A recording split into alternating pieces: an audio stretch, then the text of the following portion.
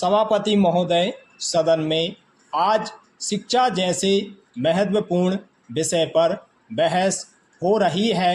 मैं लगभग 25 वर्षों से शिक्षा के क्षेत्र से जुड़ा हुआ हूँ। इस संबंध में मुझे भी आपने अपने विचार प्रकट करने का अवसर प्रदान किया है।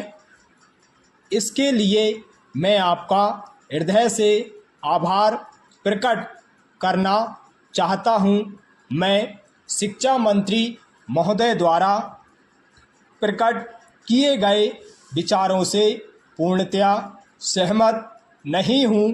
विश्वविद्यालय अनुदान आयोग द्वारा पेश की गई रिपोर्ट से संबंधित 3 मुद्दों पर अपने विचार प्रकट करना चाहूँगा।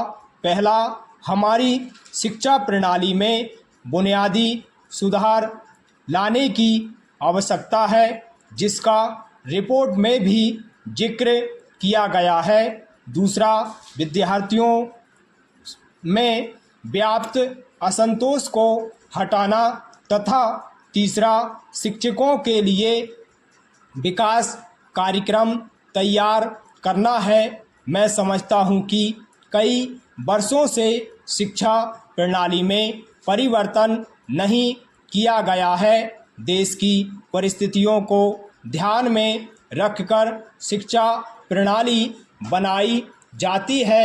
आज की शिक्षा प्रणाली काफ़ी समय पहले बनाई गई थी और उस समय की परिस्थितियों को ध्यान में रखकर बनाई गई थी। देश की उन्नति के लिए आज जिन साधनों की आवश्यकता है, उसी आधार पर आज शिक्षा प्रणाली बनाई जानी चाहिए। मैं अनुभव करता हूँ कि हमें अपने शिक्षा के पाठ्यक्रमों में आमूलचूल परिवर्तन करना होगा तथा हमें अपनी शिक्षण पद्धति में भी परिवर्तन करना होगा।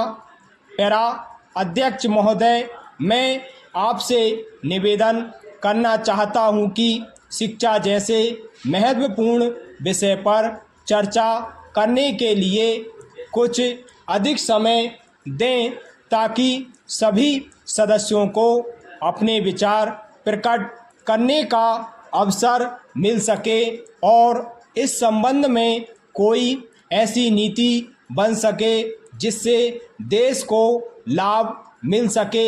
मैं सुझाव देना चाहता हूं कि सबसे पहले बुनियादी शिक्षा प्रणाली में परिवर्तन किया जाए। पाठ्यक्रम में परिवर्तन करने के लिए शिक्षा से जुड़े व्यक्तियों को लिया जाए, जिनका इस क्षेत्र में पर्याप्त अनुभव हो।